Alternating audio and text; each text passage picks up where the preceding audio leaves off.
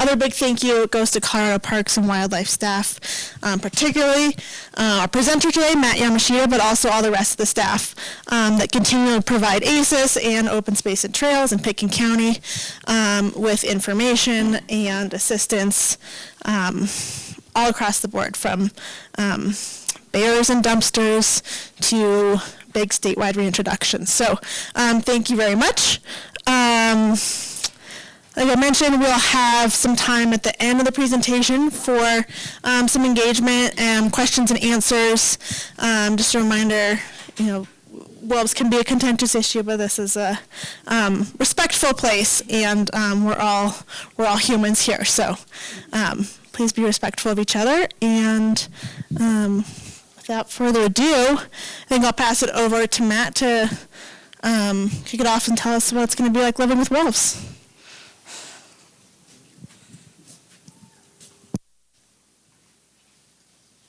Okay, I think it's going, but you won't be able to hear it anyway. So, thank you. My name's Matt Yamashita. I know several of you. For those that I don't know, I'm the Area Wildlife Manager for Colorado Parks and Wildlife. I work out of the Glenwood Springs office. Some of you know I was here working in the Basalt District for several years before I went down to Glenwood. There's some other CPW staff here that I wanted to recognize too, because they're going to be coming up and helping present, helping answer questions. Curtis Tesh. He's our local officer here in the Upper Roaring Fork, so he covers Aspen, Snowmass, Woody Creek, a lot of this Upper Roaring Fork portion of the valley. Rachel Gonzalez, she's our public information officer. She's out of Grand Junction. Becca Ryan, she's in the back there. She's our officer out of Glenwood. She's been here for a couple years. She was also initially our rover in the area, and now she's moved into the Glenwood Springs district. And then John Groves he's hiding, weird. So John Groves is our officer out of Carbondale. They'll come up and they'll be periodically inserting themselves in some of this presentation, helping present some of the material. But like I said, at the end of the day, the purpose of this meeting is to talk about things on a local context. There's been a lot of information that our agency has pushed out and made publicly available. Most of that, being a statewide agency, is on a statewide scale. So we're talking about things that affect all constituents, all communities, the entire state of Colorado. Our goal is to make sure that we host a conversation that's specific to what we in the Roaring Fork Valley know, what we think, what we hold near and dear, everything else. So ask your questions. We'll field your answers. Do recognize that there's some of this stuff. I had to print off a note sheet today because there's a lot of information in here. We're learning wolves too. If you ask me a question about bears, I don't need any fact sheet or anything else. I'll give you more information than you'll ever want to know about bears and lions and moose and everything else. We know what we know. Managing wolves is a new thing for our agency. Most of our staff, we do have staff that we have brought on since wolves were reintroduced into the state that are specialists. They have experience managing wolves in Wyoming and Montana and other locations. So they were brought here with a purpose. For a lot of us, this is our first crack at it too, and we're learning as we go, kind of building so we can't get the microphone to work, but we'll serenade you with other stuff. So anyway, so for this evening, I'll kind of cover a couple things. If I can get this to work. It's not going to work.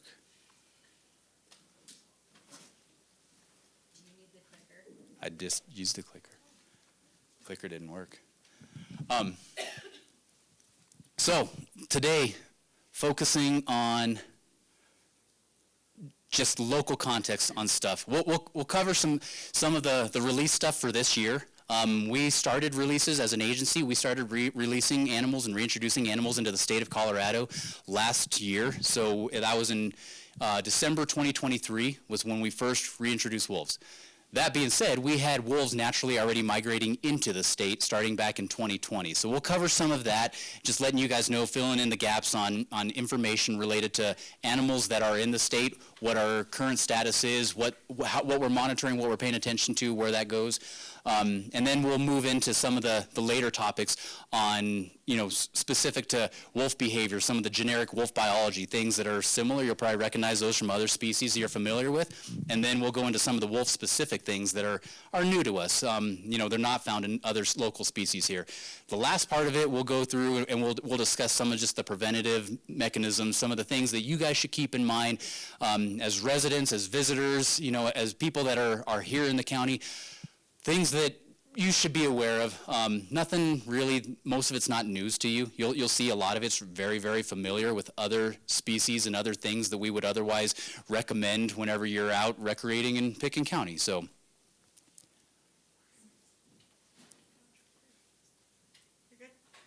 I'm good. So this year, 2025, we've got an upcoming release season here. So for our agency, our capture and release window for most wildlife species generally starts in January of any year, ends in March of any year. That would be the same if we were doing moose or if we were doing mountain lions or bighorn sheep, deer. That's typically when we move animals. There's a lot of biological reasons for it. Animals are concentrated that time of year. Typically, with the colder temperatures, they're not as susceptible to some of these other, some of the detrimental types of things. We call it capture myopathy. There's harm that can be caused to those animals under high temperature, high stressful events. So this time of year lends itself to capture and handling animals. This is when we see the least impact on those species. You think about spring and summer, that's when animals are having their young, rearing their young. There's also impacts associated with that, so we're trying to avoid that. So we're slated to try to capture animals here starting this month, January. The animals we're getting this year, there's an agreement that was reached with British Columbia up in Canada, so we'll be getting animals from British Columbia. Last year, the animals we got were from Oregon. So every year we're working on new agreements, trying not to take all the animals from one site, making sure that the animals that we're receiving, though, are animals that are suitable for Colorado habitats. So we have staff that's going to be traveling up to BC. They're going to be up there. That staff includes some of our veterinarian staff, some of our wolf program specialists. We have other field staff, just like you see here in the room, that are accompanying them. We're participating in all that stuff. Those animals they capture up there, they're working with BC officials, and they'll be going and monitoring those animals. They'll be testing them on site, making sure that they're healthy animals, that they're suitable for transplant down here. We're not wanting to bring animals that have things that are obviously wrong at the get-go. We're also not wanting to introduce any kind of disease down here in the States. So we're going to be doing all that on site up there before we ever bring animals into the States. Every animal that we bring down here, just like in 2023, will be affixed with a collar, GPS collar. These collars, they have variable rates of transmission. So currently, the animals that we have collared in the state, they're all collared. They all send a GPS signal, but it's not real-time data. Those collars, they produce a signal to the satellite once every 16 hours. So they're taking a GPS point once every 4 hours, but they only upload that information every 16 hours. So whenever our agency gets a pin on it, it's old news. The most recent data we have is minimum 4 hours old, but reasonably up to 16 hours old. With that in mind, you guys can come in. There's additional seats up here. But with that in mind, there's often times where these animals think about the habitats they're in. When they're in tree cover, when they're under brush, when they're in dens, when they're in some of these steep terrain, this country here. If there's no connectivity to the satellite during that window when that satellite's supposed to be uploading the data, it just bypasses it, and it'll wait till the next event to upload that information. So there's periods where we don't get information for 4 or 5 days at a time, and then suddenly they'll finally be in a location where that collar will upload the data, and now we'll get 20 points over the last however many days we missed.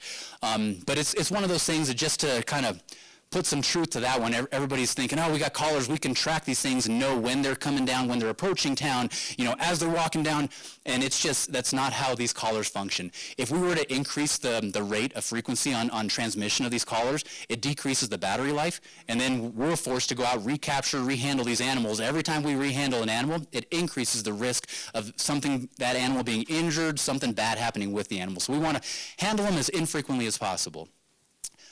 That's kind of the quick overview of some of that stuff there. This is specific. I mean, this is showing up in some of our other meetings, but the question always comes up, you know, like, will these animals, are these ones that are feeding on domestic livestock in other locations? Our staff, the staff that are on the capture side of things, their job up there is to make sure that as they're going through some of these and assessing these animals, they're trying their best to not select animals that have a history or have recent depredation events where they are specifically targeting, whether it's sheep, cattle, goats, whatever else. We don't want to introduce animals that are already trained on those prey sources to come down here and find that same thing in your backyards here. So that's one of the precautionary measures that's being taken. Once they get down here, we're not holding them for any period of time. I mean, we're trying to get these animals on the landscape as quick as possible, understanding that they've already been captured, they've been handled, they've had collars on them, they've had needles poking them, they've had to make a flight down, 6 hours internationally to get here. So they're already under a high degree of stress. Our goal, once they come into the state, is to get them on the landscape and get them someplace where they can kind of find some rest and relaxation as quick as possible. This middle bullet point, this section here, read through some of that stuff. Our goal as an agency, so Prop 114, when that proposition was passed, turned into state statute, that statute mandates that we as an agency, Colorado Parks and Wildlife, reintroduce and we manage for a sustainable population of gray wolves within Colorado. By state statute, that's what we're mandated to do. So we don't have any wiggle room. Our job as an agency is to uphold the statutes of this state. That's what we're doing. We're following through with the will of the voters of Colorado, and we are implementing what they voted on and passed as a ballot initiative. When we do that, our goal is we're trying to get there as quick as we can. Our goal is to establish packs in this state. Packs means numbers. So we're trying to get numbers of animals into the state so that we can start getting these packs on the ground. Everything I'm going to be presenting here later on in this presentation is on the basis of what we know about wolf behavior. So much of that it's a social thing. I mean, wolves are social animals, and so much of what they do and what we know about them and what we can actually manage for as wildlife managers is based on the social side of it. With animals on the ground in singles and pairs, we don't have that social hierarchy, that social part of wildlife management established. There's a lot of variables, there's a lot of unknowns, there's a lot of uncertainties. There's a lot of things that we can't predict, that we can't respond to, we can't do anything with. So right now there's this weird stage where we're trying to be methodical about getting, making sure we're taking the right steps, but at the same time we are trying to get animals in state and get packs established, get breeding pairs established, have them successfully reproduce so that we can establish territories, and based on those territories we know what we're supposed to manage for now. Right now, what you'll see here in a little bit, there's a lot of variability to everything that we're already managing for. There's a lot of unknowns and uncertainties, and it's making our jobs infinitely more complex. We have been working with other agencies, Colorado Department of Agriculture, a lot of NGOs, NRCS. We're working with a lot of these other groups in order to get tools implemented in this state and put on the ground. It's kind of goofy because we're building the plane as it's being flown. We're building a lot of these tools and other things. Whenever that statute was passed, it went into effect immediately. And the way that statute was written was that we as an agency had to have wolves on the ground within the year. So it didn't afford us 3, 5, 10 years of planning, which a lot of these things take time. You guys understand how that is. But we're trying to figure this stuff out. It's kind of being weird and wonky, but we're getting some of this stuff going. We are implementing tools, and we're learning as we go, and we're getting some of these different mechanisms put in place in order to help ourselves, help the communities, help the residents, help the producers of this state make good of things as things happen. So it's going to be a learning process, honestly, for the better part of the first decade, likely beyond that. It's all new. Like I said earlier, when it comes to bear management, we already have a lot of that stuff. We've checked the box. That comes after decades and decades of experience doing it, figuring those things out. We haven't problem solved all this stuff yet. We haven't been hit with some of the problems. The one thing I'll bring up, specific to what we're talking about here, you guys recognize Colorado is different than a lot of other places in this world. We've brought in expertise in our staff that have managed wolves in Montana and Wyoming and have experience with some of these critters in other locations. I can tell you, Colorado, the Roaring Fork Valley is not the same as Wyoming. It's not the same as Montana. You guys recognize that. So whenever, as we're managing bears here in the Roaring Fork Valley, yeah, we have textbooks that tell us, what bear biology is and what bear behavior is. We have our own version of what bear management is specific to our local, geography, our local populations here, because bears behave differently in Aspen than they do in the rest of the state. So, we have to tweak some of our tools and what our knowledge set is. We're going to have to figure this out as well, because wolves, we're learning. I mean, there's some stuff there that we know about wolves, but my suspicion is that as wolves find their home in Pitkin County and some of our adjacent landscapes here, it's going to be a different rendition of wolf management than we've experienced in other places in the world.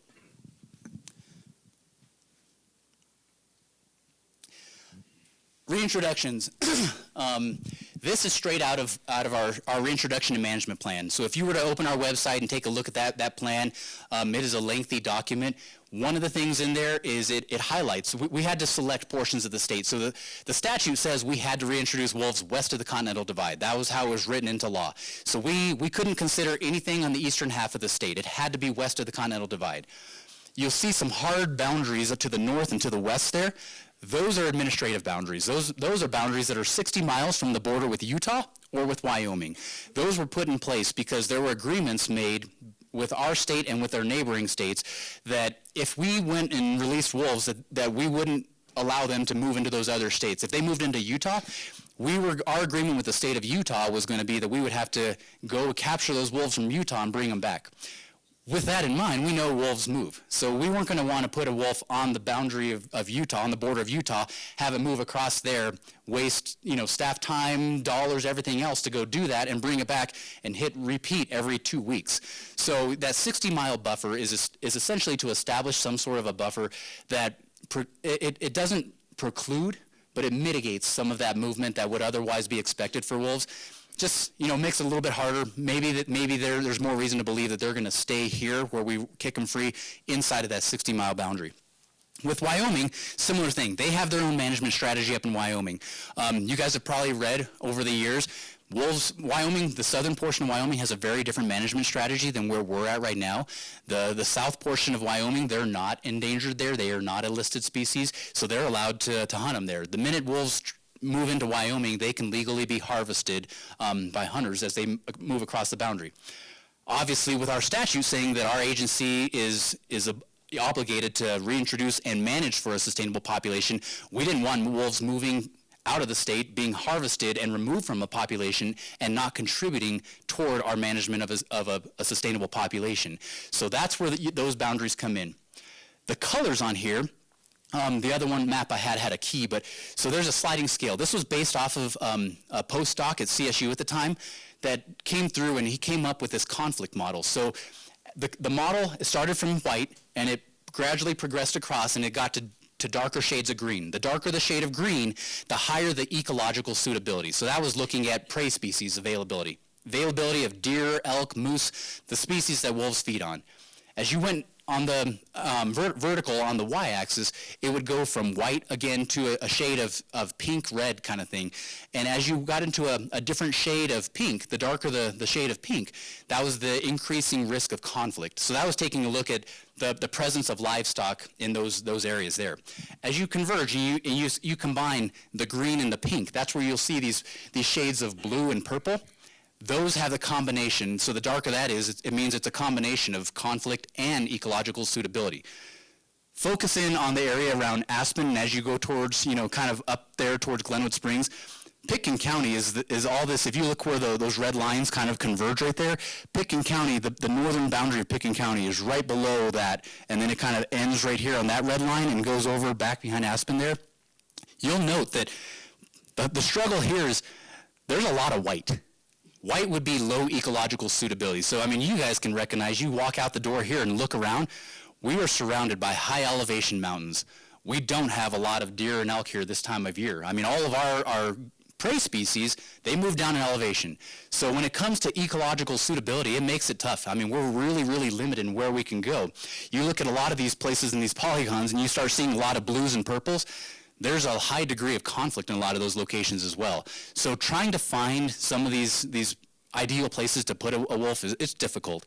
One of the other things to highlight in here that it doesn't show up on this map, but a part of our consideration is that right now, our agency, we're only authorized to release these animals on state-owned lands. It has to be state or privately owned lands. That's all we have access to. So the private landowner would have to come to us and say, hey, I have the authority, I have the standing on my property, yeah, you're allowed to release them here. Haven't gotten a lot of those phone calls, I'll be pretty honest. When it comes to state-owned lands, I mean, you guys live here in this area, there's not a whole lot of state-owned land in this valley. We just don't have it here. High cost of land, everything else contributes toward that, but we have very limited parcels in where we can kick an animal free. We have a lot of public lands here, but most of them are federally owned, and without NEPA, we aren't allowed to go and release animals on federal lands. So that's this year. Last year, we released them in the northern portion of this area, so that green polygon, that's considered the northern release zone. We released them in there. The reason for it is that I had mentioned earlier, we had wolves naturally migrate into the state in 2020. They found homes up in the Jackson County, the North Park area up by Walden, so they were already hanging out up there. We wanted to supplement some of those animals, so that's where those releases from last year played into that. This year, we're planning to do the same with a lot of our releases. The northern zone was highlighted again for that same reason. We have more wolves on the ground than we had in 2020, but we still don't have enough. We're still not having breeding populations. So we're trying to hedge our bets and kick animals free in the same area in order to kind of backfill some of that with the attempt of getting breeding pairs on the ground, establishing packs. Moving forward, we're starting to reach agreements with the Southern Ute tribe, those tribal nations down in the southwest corner of the state, to start targeting some of this southern zone. That's all still part of that state statute that we would be able to release them west of the Continental Divide, but in that southwestern corner of the state. So we're exploring some of that for future years. Right now, for the plan states for the first 5 years, we're looking at introducing 10 to 15 wolves annually for the first 3 to 5 years until we can get 30 to 50 wolves established on the ground. I mean, just a quick recap. This year, we had some wolves die. We had a couple of them, I'm sure you saw in the media. One of them was killed, somebody shot it, so there's an ongoing investigation right now. Currently, in the state of Colorado, these wolves are still federally protected. Fish and Wildlife Service, as our federal agency, they're the ones leading that investigation. Our commissioned officers are obviously helping with that. Nobody in this room, it was in different locations. But the Fish and Wildlife Service is the lead agency on that investigation. We've had 2 other animals die in this state, so that's -3 wolves already out of the gate. When we only brought in 10, that drops us down to 7.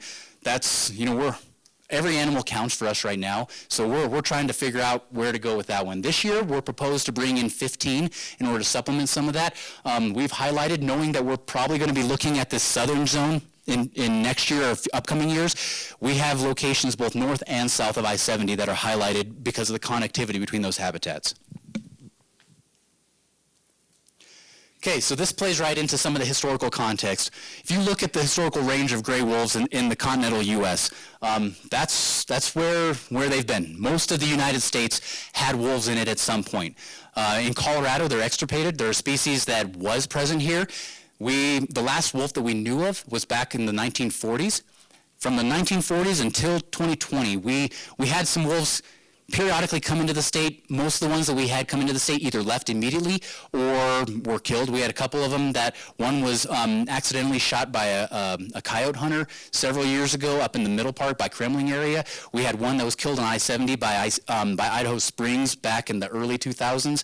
So we had some that wandered into the state, but we didn't know of any that were actually living, surviving in the state over any period of time until 2020. That's when we started getting the pack established in North Park. If you look at the current range, that's what currently exists in the United States. There's a gross difference. That was the whole goal of that statute, was to re-expand that range of gray wolves.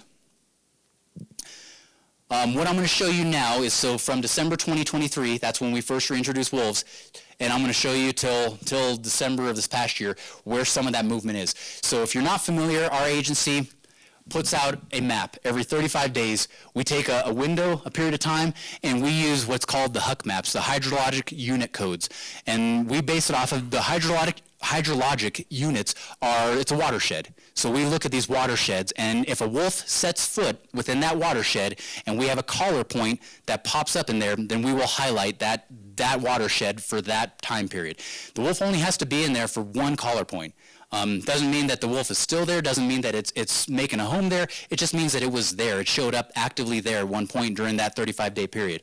So all the purple, everything shaded in purple, is where we had received a collar point from this time frame, from December 18th when we first released wolves in 2023 up until January.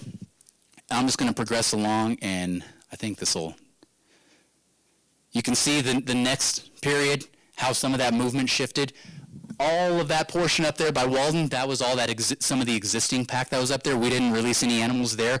The animals we released were down closer towards Kremling, Granby area, and this here. But you can see even with that there's still some distribution happening. Next period, they're starting to move more. They're exploring a little bit further west. Take a look at the date on the bottom, February through March. This is still winter months, so they're moving over there. A lot of these ones that were moving there, they moved across over into Rio Blanco County and immediately turned around and said, yeah, it's pretty darn snowy over here. Moved straight back. So they were there. They made an appearance, but they didn't loiter there. You'll see on the next maps, Rio Blanco is not highlighted. So, it tells a story. It's a thing that if you remove the political side of things and the social side of everything that is what people pay attention to with wolves in the state of Colorado, and you look at it strictly from a biological lens, there's some interesting things just paying attention to how things are moving and how things change. So as we get into March, April, this is where starting in February is typically that time that if we were having animals pair up, males and females pair up to breed, that's when we would be expecting them to start breeding and looking for den sites. So this is where we are paying attention to, does any of this translate into den sites? As we move forward, looking at some of the stuff, maps didn't really change. Maps don't change a whole lot. You'll note that there's some of these parcels that are highlighted south of I-70 there. That's just because the animals hadn't moved across I-70. That right there is because that hydrologic unit, that watershed, extends on both sides of the interstate. So when we highlighted part of it, it highlighted the whole watershed, which highlights portions that are south of I-70. But animals at that point had not moved across I-70. Same thing there. You'll see more movement to the north up Routt County. We keep fast forwarding through the summer months, and honestly, they're moving, but they didn't move a whole lot more than they had during the winter months. Still a lot of the same ranges. Moving into late summer. Then as we start moving into fall, we start moving closer into September, October. Then you'll start noticing that we start highlighting some of this stuff south of I-70 here. So there we did have one collared animal that had spent the majority of the summer hanging out somewhere in that Vail Pass area north of I-70. Collar points showing that it was testing I-70, but there's a lot of traffic on I-70. There's a lot of movement. There's a lot of things that, animals see as a threat. They did not move across I-70. She wouldn't leave that area. Something felt comfortable to her at some point this past fall, and she made the movement down south of I-70. So it was interesting on the front that, right now we're looking at what are considered movement barriers. That was obviously noted to us as a significant movement barrier, given that animals were that hesitant to cross it and had been exploring it for several months, but it took them a long time to finally get across that threshold. Fast forward, there's that gap there, and that's because there were no animals present in there during that 35-day window. But look south of there, and that's because that one animal was south of I-70, and so she ventured into those hydrologic units right there. Also note, as you go up by Meeker and Maybell, some of that country up there, there was an animal that it started exploring further west. So they were moving, they were figuring our state out, they're moving around. That animal stuck around there for a little bit, and subsequently I think this one ends here, but it ended up moving back to the east again. So they're exploring the state, but they're definitely starting to demonstrate preferences. Real quick, so now we're going to go into some of just the biological stuff. I mentioned earlier what wolves prey on.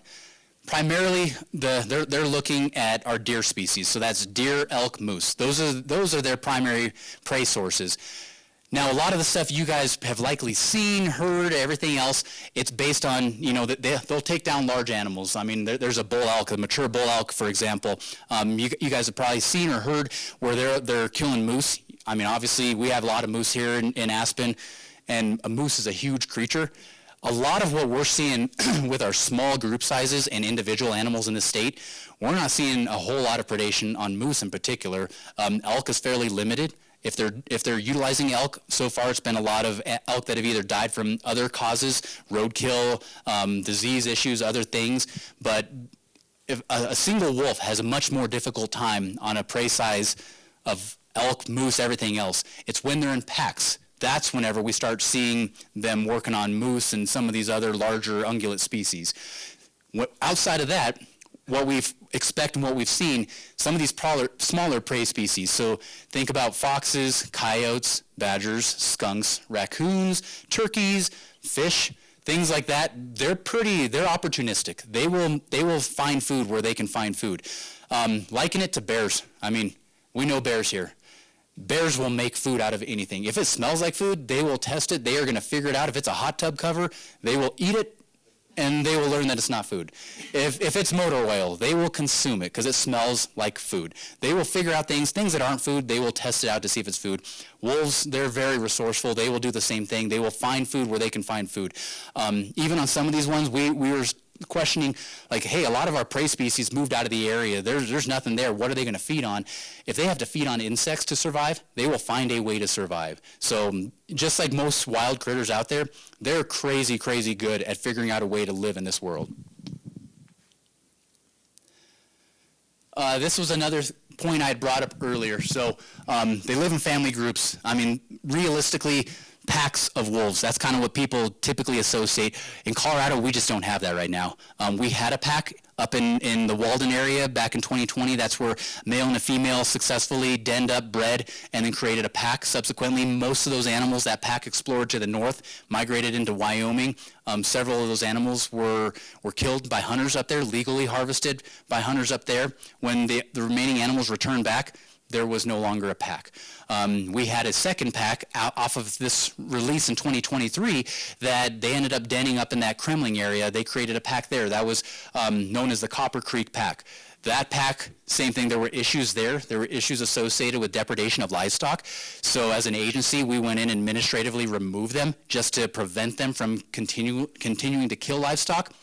After those animals were taken into captivity, the male from that pack ended up dying in captivity. It was in poor body condition. It subsequently ended up dying. That alone, the breeding male, losing that one, changes the dynamics of that pack significantly. That social hierarchy is disrupted. So that Copper Creek pack is still currently being held in captivity. Our commission, they're exploring whether that pack will be returned to the wild, what the forecast is for that. We're waiting to hear from them what the final verdict on that is, what our marching orders are on things there. Fast forward. So wolf reproduction. I mean, I talked about it earlier. February, March is that general time frame when wolves are looking to breed. Wolves, they're just like you guys know dogs. I mean, dogs, if you give them an opportunity, they're gonna create pups as quick as they can. Wolves can successfully breed by their second year. So by the time they're 2 years old, they are reproductively mature and they can actually start breeding at that point. That's what we're trying to figure out on everything right now. When they breed, they create a hierarchy in there. So you guys have heard of the historical context is alpha male, alpha female. They have all that terminology associated. Most of that terminology is associated with captive animals. That's not accurate. What we use in the biological realm is based off of breeding pairs. So it's a breeding pair. It's the breeding male, the breeding female in the group. That's essentially what, on a wild setting, that's what we would equate to the otherwise dominant animals in that group. Their pack is comprised of their family group. I mean, that's the breeding male, the breeding female. They go and they den up, they create their litter. Their litter, that's what the pack is their offspring. They may have multiple generations of their offspring in there, but it's the mom and the dad, the breeding pairs, that's the genetic diversity there. Outside of that, once they establish their pack is going to be, their pack size is going to be based off of the resource, what the resource has available for them.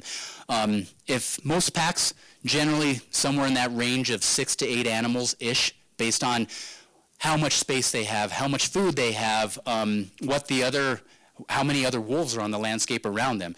So all of those factors contribute towards pack size. Some of these places in the United States, Canada, other locations, you'll get packs of up to 20, 30 animals. They got a lot of food, they got a lot of space, they got some big packs up in those locations. We don't expect to have packs in Colorado that are anywhere close to that. We're pretty constricted on what we have available. Realistically, these packs of 6, 8 animals, that's probably more realistic. That's where you get, your breeding male, your breeding female, their offspring. As the pack starts to grow beyond the capacity of that, that's where they start kicking out members of that pack, and those members start dispersing. When they disperse, most places, that dispersal, they can disperse anywhere 20, 30. A lot of what we're seeing, what we know in other locations is that males will range out somewhere 50, 60, 70 miles. Females, typically it's a little less, 40 miles.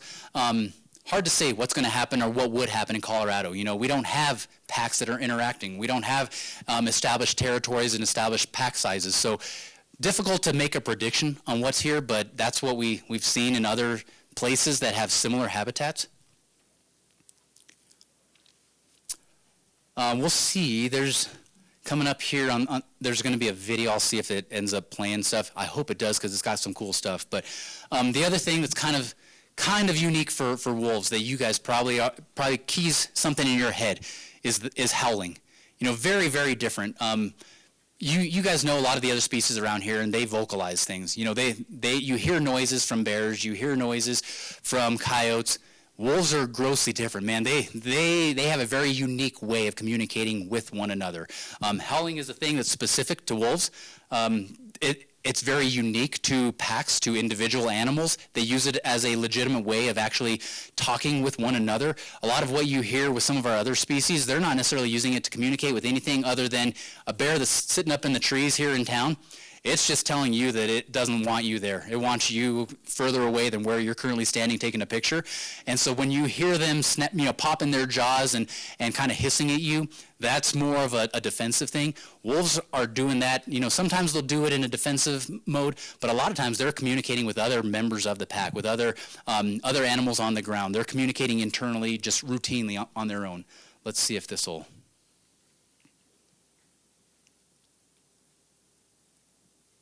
Oh no, there it goes. This link failed due to an error. Maybe it'll play here. And then I got to get Adam to pull me back to my presentation.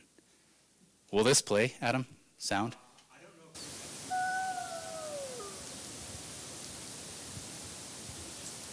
Yeah.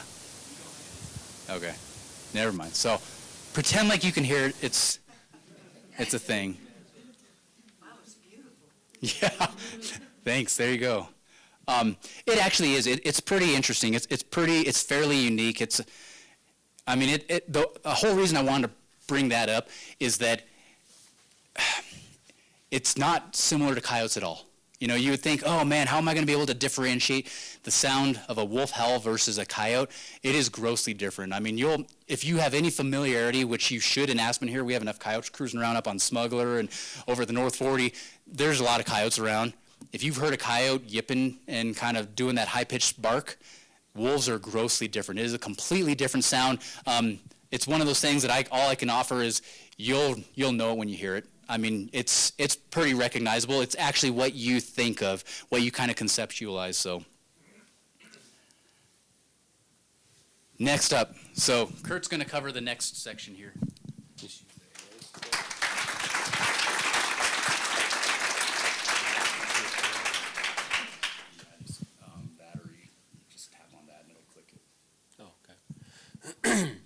Yeah, as Matt introduced me earlier, my name's Curtis Tesh. I'm the Upper Roaring Fork Valley officer. I know some of you folks walked in later, so wanted to throw that out there. We're going to go talk about Think Like a Wolf, preventing conflicts. So as Matt stated, we do know a lot about bears and lions. We've been dealing with them for a long time. A lot of you folks have dealt with them yourselves. You know how to prevent your livestock, your pets, your property, stuff like that. So nice thing about wolves and their behaviors, we're going to be able to relate that a lot to bears and lions. You guys have been doing this already. You know, you've been putting up electric fences to protect your goats, your sheep, your cows. You've been putting your dogs in their pens at night. You're walking your dogs on leashes, correct? Wherever you go? Good. So if we continue to do all that same stuff, we are going to be fine if wolves do end up finding their way into our valley. So wolves are mostly afraid of humans and will avoid humans. They don't want to be near you folks. Just like any animal, they need food, they need shelter, they need space, and they need water. And they're going to be looking for those things. If they're out there and they stumble upon you, they're going to let you know that you're too close, and you're going to take the necessary steps to give that space to allow them the appropriate space that they need.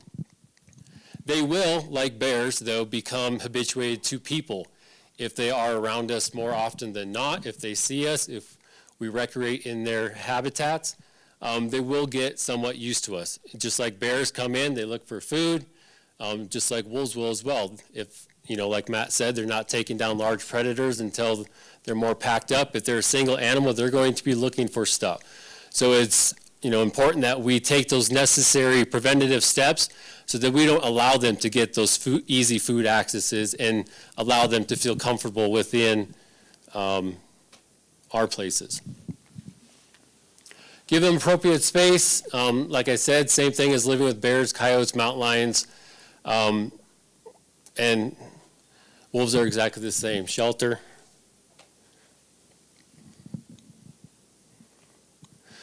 Like we discussed, preventing issues with pets, enclosed shelters. You know, if you've got pets, you got goats, you got chickens, anything like that on your property at night, it's important to bring those in, lock them in an enclosed shelter or a pen that has electric fence around it. No different than we do with bears and lions. There's lights and noise options that we can utilize to help scare them off if they do come too close. As we talked about, keeping dogs on leash is very important. There's bell and beeper collars that help you signal to other animals that they're around. And then clearing stuff around your property.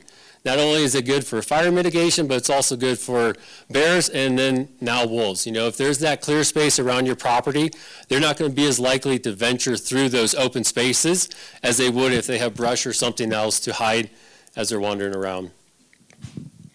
If you're out camping, hiking, anything like that, like we all do here, we need to be aware of our surroundings. You know, we have moose out here, we have bears, we have lions again. If you are camping, keep a clean camp, make sure everything's picked up nice. If you go for a hike in the afternoon, make sure you put all your food away, just like you do with your bear canisters and stuff like that, to ensure that no other animals are coming in. Pack out your trash, keep your pets close. Yeah, just like we do for everything else.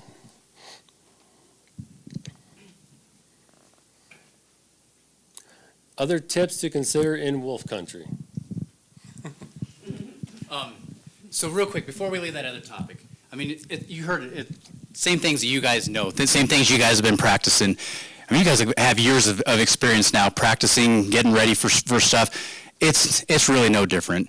A couple things I'll highlight. So, you know, if you go look at the literature as well for, you know, incidents where bears threaten human safety or mountain lions attack people, those kinds of things, it's rare. It's extremely rare with wolves as well. The one thing that it's a little bit unique to our valley, to some of our, just what we have in Colorado, we have a lot of people. I mean, there's just a lot of people, no matter what time of year, where you go in the state. There's just a lot of people. So sometimes these animals don't have the opportunity to avoid people, and that's where we end up getting most of our conflicts. For our staff here in the room, a lot of ours is based on animals acting defensive. You know, it's something that's there. We don't go out there and we're not necessarily trying to invite a conflict, but, you know, be cautious, be aware. Probably a higher chance that if you're walking your dog, you're going to run into a conflict with a coyote or a mountain lion. We have more coyotes and mountain lions around here. The other thing that I'll make note of, though, is think about whenever you're cruising around in our valley here, where do you see deer and where do you see elk, specifically this time of year? I mean, when you're driving and you're going down valley and we have all those elk piled up on McLean Flats, or they're sitting right next to the airport, or if you go down by Carbondale and they're sitting there on Aspen Glen on the golf course, as humans, just as a species, we've developed a lot of where our deer and elk want to spend their winter. I mentioned, this is all high elevation habitats around here. They're not equipped to spend a winter living at 11,000 feet up in the Maroon Bells. In order to survive, they've got to come down into our valley floor. And when the deer, elk, everything else are hanging out in the valley floor, if wolves are truly behaving like wolves and are preying on the species we want them to feed on, they're going to follow those species where they go. And so when those elk are hanging out down in the middle of all the houses over on McLean Flats, or they're hanging out, down in Snowmass Village, it's a thing. They just know that there's mountain lions that are going to be following them. If a wolf is preying on deer and elk, they're going to be following them. So we should also be cautious about just where, paying attention to our surroundings. You saw on the previous slide, that was one of the bullet points, is pay attention. Know what you're walking into. You can read, as human beings, we have the capability of reading our landscape pretty well and figuring out, hey, if there's deer here, reasonably, there's probably things that are feeding on deer somewhere close by as well. Just notes to make for ourselves. The other thing that's kind of unique to wolves, you've probably heard us talk ad nauseum about conflicts with dogs and mountain lions, dogs and coyotes. Most of the time, mountain lions, they're not going after domestic dogs unless they're starving and they're seeking out your dog as a food source. They want to eat your dog. Wolves don't necessarily do that because they want to eat your dog. It's another canine.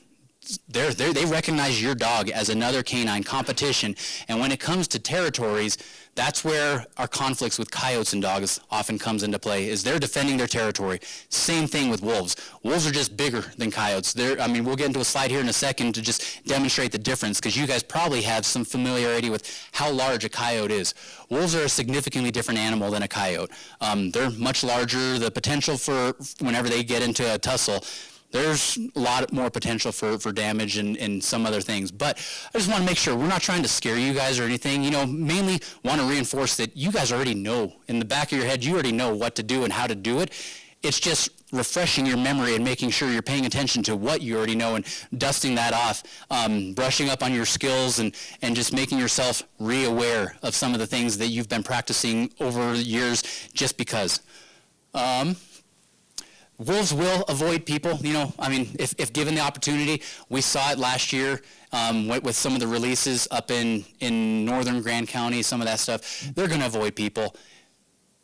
Again, in the Roaring Fork Valley, I would challenge any of you to go out and spend a day anywhere in the valley avoiding people and go someplace where you're not going to see another person. When we just have a lot of people, wolves will avoid people. But if you're sitting in our valley, there's only so much you can do to truly avoid people. So with that in mind, it's our job. We're kind of starting with a clean slate here. Right now, our back's against the wall when it comes to managing bears. We have a lot of bears that have spent their entire life being assimilated to dealing with people. They're accustomed to people. They don't see people as a threat. They don't know how to work in a natural setting, even if they were put in a natural setting, because they're so used to people. A lot of these wolves, we've got the opportunity here to keep them wild so that they don't become accustomed to living with people. Hopefully that's our goal as a community, is to make sure that wolves stay wild and that we're not affording them the opportunity to start habituating and getting comfortable living in town. I think when they start finding places in town, that's where, I look around at some of our partner agencies, and that's where all of our time gets spent, hazing them out of town, chasing them, keeping people safe, keeping animals safe, keeping animals wild. It's an uphill battle. So if we can start out fresh here and try to do it right from the get-go, I think that's our best bet on this one. Reading body language. You guys, we talked a little bit earlier about how you guys can, you guys know how to tell a bear when a bear's acting aggressive versus a bear just being a bear. Wolves, think about your pet dogs. A lot of the things that you guys see on your dogs, a lot of these probably, you recognize those same behaviors whenever you go home and your dog doesn't like what you're doing. When they lower their body down to the ground, when they tuck their tail, when you guys can see the hairs on their back and the back of their neck standing up, those are all signs of them being agitated. They'll pin their ears back. Sometimes they'll show teeth, sometimes they won't.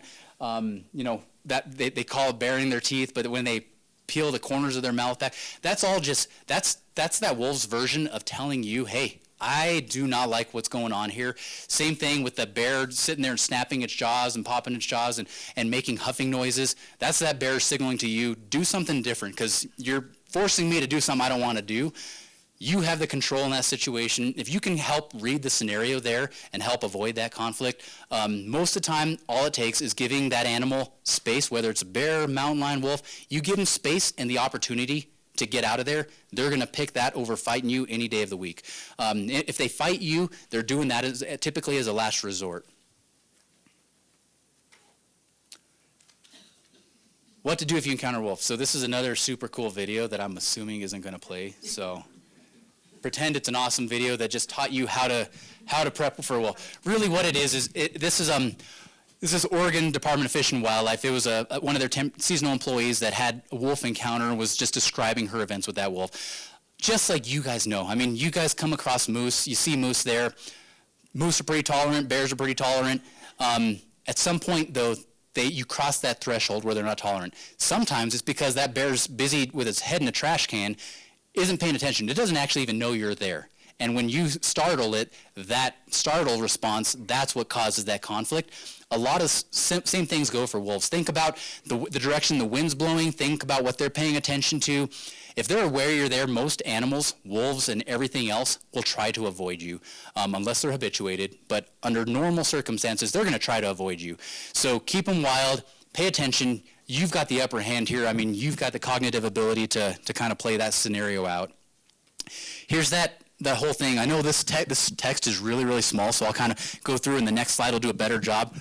Wolves versus coyotes. You guys can take a look at the difference, just the physical difference. You guys, on your own, can start looking and just see what some of those things are that you're paying attention to. Wolves, coyotes, much more pointed features. Their ears, larger, more pointed, snout, longer, more pointed looking, where wolves, all that, they have the same characteristics. A lot of that's just more further blended into one another. Wolves significantly larger. I mean, realistically, we'll go, let me see on this next slide. I think this next one says. But wolves typically, you know, a full-grown mature wolf, anywhere in that realm of about 4 to 6 feet in length. Fairly large animal. For males, they're typically in that 90, 100, 110 pound range. Compare that to a coyote. Coyotes significantly smaller. Most of the time we're looking at coyotes of 40 pounds, 30 to 40 pounds. So reasonably more than double the size of a coyote. They're significantly larger animals. I'll go to the next one because it shows you kind of the difference. Fox, coyote, wolf, take a look at that. That's a general mountain lion versus a human. Wolf is about the same size mountain lion. They tend to look fuller because of their coat. I mean, they have a very heavy, thick coat on them, but they are very, very large animals. You know, I've helped with some of the other stuff that was going on in other portions of the state, have seen some of these animals up close. You know, I look at that and like, well, that means something to me. Just telling you from a personal experience, it is grossly different. The size of those animals is considerably different than what we are accustomed to when we see a coyote. Toward the end of the presentation here, we'll tell you about our wolf sighting report form and some of these other things on how you can help us manage things, how you can help us keep in tabs with what's going on the landscape. We get a lot of reports right now on people saying, hey, saw a wolf, want you to know about it. Grossly appreciative. Even if there's a question in your mind, we want you to tell us when you think you see them. We have collars on some of the wolves in the state. We also recognize there are wolves already moving into the state that don't have collars. We only know what we know, but even some of those wolves that are currently collared, some of those collars are already failing. You know, I was telling about frequency and battery length and duration and everything. Some of those collars are already failing. It's a mechanical device. You guys know technology. It's going to fail. So it's just a thing that, you know, we can't count on it to provide us everything that we always want to know. But with that in mind, the people of the state, you know, we just talked about, you're going to see people everywhere. People have a better read on what's actually happening with the resource of the state on a real-time basis than any collar that we're ever going to put on an animal. So, but when you look at that, take a look and figure out size comparison. I mean, people tell us, hey, I saw a wolf there, and then we can look at some of the other things, the fence posts, the cars that it's running past, and we can do a comparison, and most of everything that gets turned into us, it's coyotes. And there's a lot of big, fluffy coyotes out there. We grow some really, really awesome coyotes in this state, too. More often than not, you're not going to see the actual animal. I mean, that's the same thing goes for mountain lions, same thing goes for bears, same thing goes for moose. You guys know how that game gets played. You'll see the things that they leave behind, whether it's their tracks, their scat, everything else. Wolf scat versus, domestic dog. We got a lot of dogs in this valley. Everybody walks their dog. You're going to come across a lot of that on every single trail you see out there. Biggest thing for you to differentiate is wolves. They're going to have a high density of hair in there. You think about what they're feeding on. Most of that scat isn't segmented. They're not feeding on dog food. They're not feeding on processed things. They're feeding on things that are covered in hair. So if you start seeing stuff that's covered in hair, granted, foxes, coyotes also fall into that same category. But again, think about the size of the animal it's coming out of. It's going to be a fairly significant pile. When you start looking at tracks, I'm sure several of you have studied difference between mountain lions versus canines, and we always talk about mountain lions, cats. You don't see the claw marks because they have retractable claws. So your house cat, mountain lions, other felines, retractable claws, no claw marks. Canines, claw marks. You start looking at the lobes on and the shape of the overall pad there. Wolves, coyotes, they're going to look very similar to that. The biggest difference is the size. When you start looking at wolf tracks, their tracks, it's pretty remarkable, the size there. Most of their tracks, you're looking at 4 to 5 inches. So if you think about that and you put it up against your hand, 4 to 5 inches, it's a fairly significant track. We do have large domestic dogs, that you guys see them wandering around in the streets. It can be misleading because we'll get that a lot too, where people will turn in a track. They'll have, if you send us a picture of a track, put something down that we know what the size of it is. People will send in a picture of a track and then they'll throw their glove down there. I'm like, yeah, but is that a woman's small or a men's XL glove? Great, it's really awesome to tell us the size compared to that glove, but I don't know the size of that glove. If you can put something down like a dollar bill, I know the size of a dollar bill. I can measure the size of a dollar bill, and I can take a look at that and put it next to it. Put something down that, I can kind of use as a frame of reference for whatever that is for perspective and figure it out. But tracks are a really, really good way right now, working with a lot of our communities in Routt County, in Jackson County, in Grand County. A lot of how we're tracking these animals and their movements isn't by collar data. It's not actually by sightings. It's by where they're leaving their tracks. And we can kind of figure out where they're going, where they're hanging out, where they've been, how long they've been there, etc. Last part. I'll turn it over to Rachel since most of the stuff's going to get shipped over to her, and then she's going to wade through it and figure out how to get it to me. So again, I'm Rachel Gonzalez. I'm the Public Information Officer for the region, so I cover kind of this whole northern corner of the state.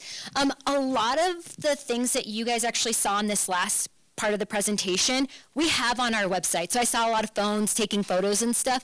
If you go to our website, you're going to find a lot of that stuff in our resources. And as Matt said, as we're learning as an agency on how to manage, we as a communication team are also learning on how we can be better communicators about this.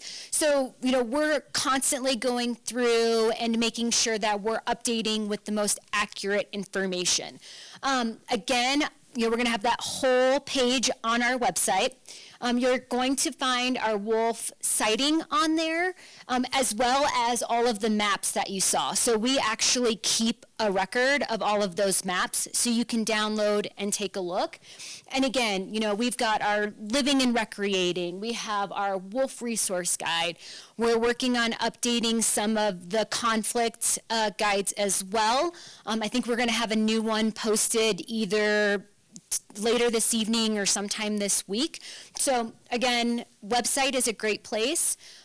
You can also sign up to receive either our news releases or newsletters, again, all done on our website. And that's going to be the way to get that instant communication. So, as we begin this round of Wolf reintroductions at some point this month, we as a communication team have a plan. So whether it's the same plan tomorrow, because things change pretty quickly, we have a plan. And so we're going to push that information out, and you guys don't have to wait for it to show up in the news. You can have access to that by signing up for it on our website. And then Matt, do you want to go to kind of that next slide? So I know we're going to open it up for questions and answers here. I know we want to kind of try and stick to as close as the topic as we can. Obviously, if you have questions, please ask them. I'm also providing a link for our Colorado Parks and Wildlife Commission. We do have a commission meeting tomorrow. We are spending the full day, I believe, is going to be on wolf updates. That is streamed on our YouTube channel live. So if you go to our YouTube channel, there's a link through our website as well. It's automatically going to start. For virtual comment, that has closed to sign up for that, but you can always email our commissioners and pass on your feedback as well. The little QR code, it actually should take you straight to the page to make life easier for some. I even have issues with technology, so good luck. And I guess with that, Matt, I'll turn it back over to you. Perfect, 'cause I don't have anything else. Cool. No, I wanted to, thanks, I wanted to utilize a bunch of this time mainly to not have me regurgitate a bunch of information to you guys and have you guys sit there. I wanted you guys to be able to learn some stuff, and hopefully you did. But more than anything, I wanted an opportunity to start hearing from you concerns, questions, other things. That's kind of my guiding light on what I need to be paying attention to, things that I need to be working on to help our communities, help you guys figure out how to live with wildlife. So I'll have Liza help facilitate how she wants to do this. Raise your hand and I'll bring you the mic. I think is the way to go. One other thing I just wanted to mention too is that, like we said at the beginning, this session is being recorded. So by the end of the week, there will be a recording of this available if you want to watch it again, if you want to see the slides, if you have people that are asking what you learned and you want to just share it directly with them. I know that we received many comments as well, people that were not able to make it, and that video recording will be available either at the ACES website or Open Space and Trails website, and we can probably send it to CPW as well, but that's where you can find this information again. So let's launch into questions. Maybe you could send us the links to those videos, so we could include those on the site in case. Perfect, definitely. Yeah, we can get you all that. To see those, the ones that we missed in here. And that is, really, not to downplay anything Rachel was saying there. There's more information on our website than I even know.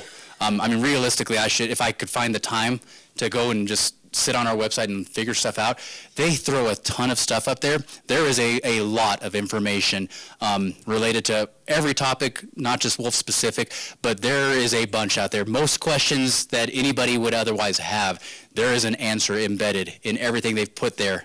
They've got hours and hours of fun there, so. We can't all read the website. We brought Matt, who can also answer lots of questions and give us information. I saw one back here, and then I'll come up here. You said 3 of the wolves had died and 1 was shot. What happened to the other 2? So there's another one. And so anytime a wolf dies, because they're federally protected right now, our protocol is that we work with the Fish and Wildlife Service. We'll go and take possession of that animal. We'll do a preliminary investigation on the site there, collect evidence, but then we are required to work with them to send those carcasses off to Ashland, Oregon, where they have a facility there. They have a forensic facility, and they go through and do a necropsy assessment. I mean, it's a very detailed analysis of what caused that death. So one of the other animals was actually, interestingly, it was on the other side of the Continental Divide. That was a wolf that ended up dying because it got into a skirmish with a mountain lion. Mountain lion won. So the interesting thing, I mean, you guys, I'd love to have front row seat to that one. That one would have been an interesting fight to bear witness to. Again, going back to wolves, though, they're tuned in to be a pack predator. When they're on their own, you guys think about how fast your cat is versus your dog. Advantage cat, 100% of the time. Dogs are dogs, and yeah, they're good at certain things, but yeah, that wolf. From what I talked to my counterparts over there when they went and investigated it was pretty cut and dry what had happened. But yeah, they would like to go and meet that mountain lion and see, that it's just an interesting thing. And recognize mountain lions over here, most of our mountain lions have never seen a wolf. So it'll be interesting to see how some of those things over time balance out. There will probably be some sort of a population, like an ecological equilibrium that'll have to be established at some point in there. The other animal was one that animal had multiple things going on with it. That one had also received, there were indications that it had also at some point been shot and had some injuries related to that one. There was also injuries on there associated with another canine. And so the lab in Oregon equated that to, that one had probably gotten into another skirmish with another wolf. And it was the injuries that one sustained, what caused that one to die were based on wolf injuries. So just like here, every year we get deer, elk that when they're sparring in the fall, they gore each other, they kill each other. Territorial animals, mountain lions do the same thing, bears do the same thing. They're wild animals. I got several things that hopefully will flow into one. My first thought was to get a gun, okay? But I'm wondering whether bear spray, horns, those kind of things will, if they actually are coming toward you, so you don't look them in the eye, right? Okay, and carrying food, backpacking, are you carrying bait? And a dog on a leash, is that bait? And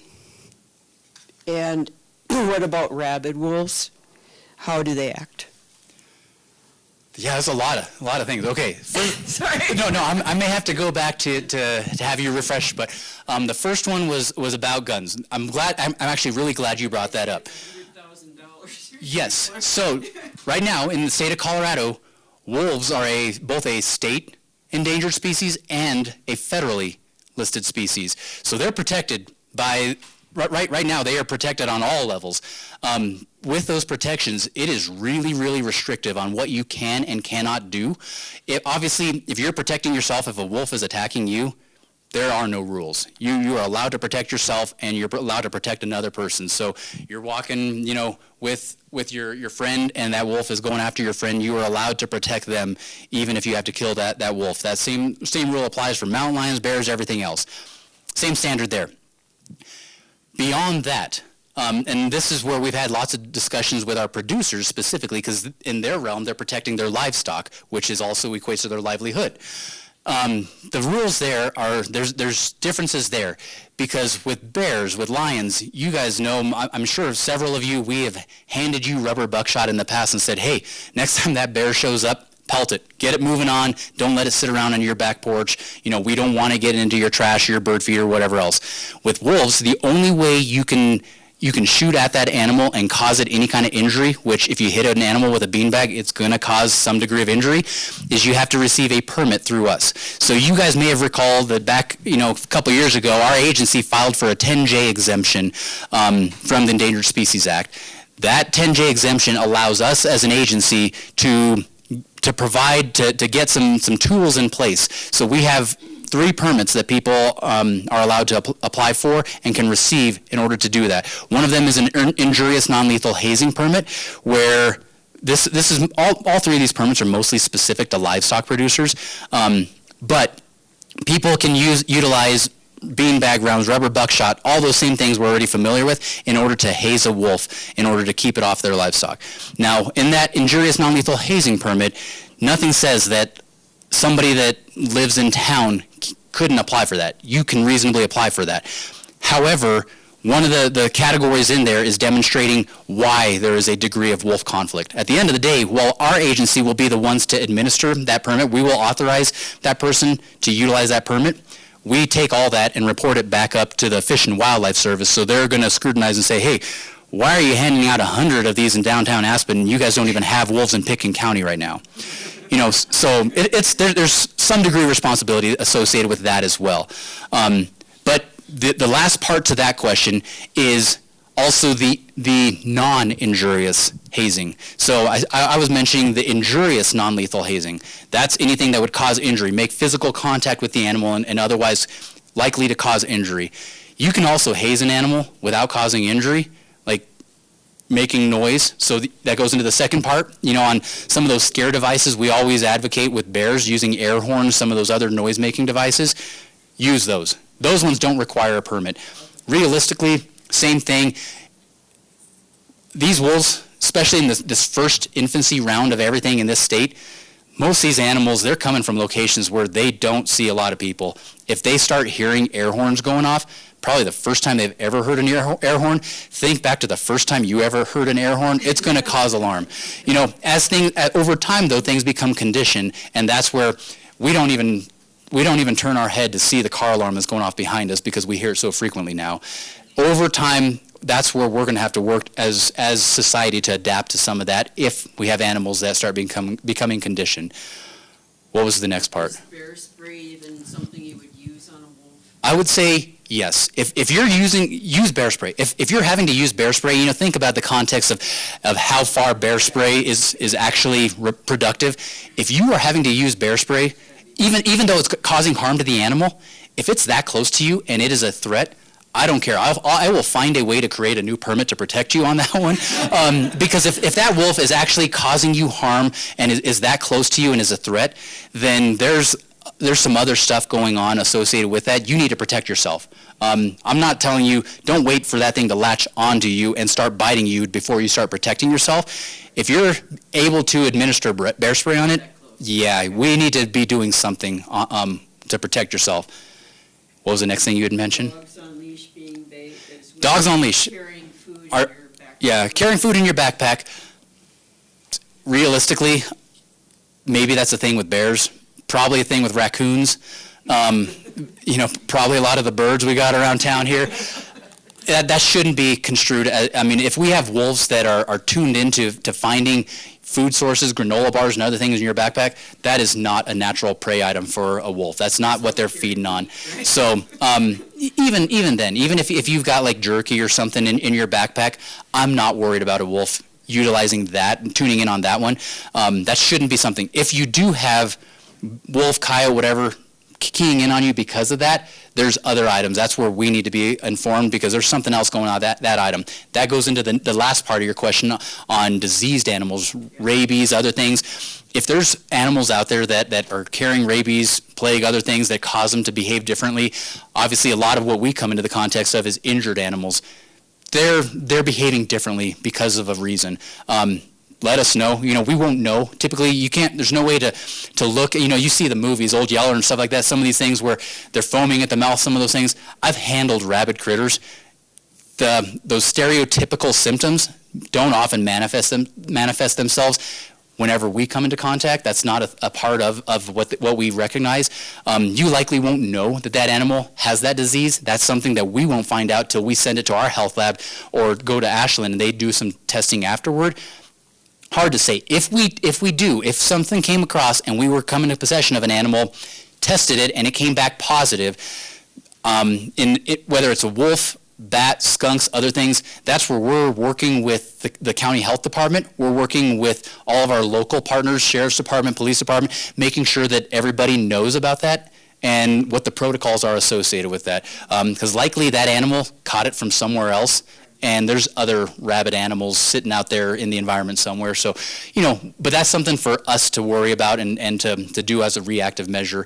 Dogs is bait on leash. It's not bait. I mean, go walk your dog. You have every right to walk your dog. Please leash it. I mean, we have more conflicts with dogs that go off of a leash and either chase wildlife or specific with mountain lions. Most of our mountain lion conflict, dogs off a leash, they go run around, do their thing. Mountain lions see that dog off a leash. Hey, there's my meal. And then the first thing the dog does is, I need help. I'm going back to mom and dad. And they run straight back to you, and they bring the mountain lion to you. And that's where the conflict occurs. So. Is that the same with bears? It can be.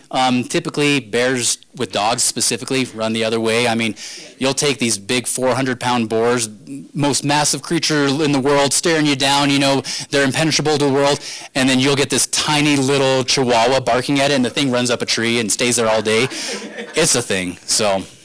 Thank you.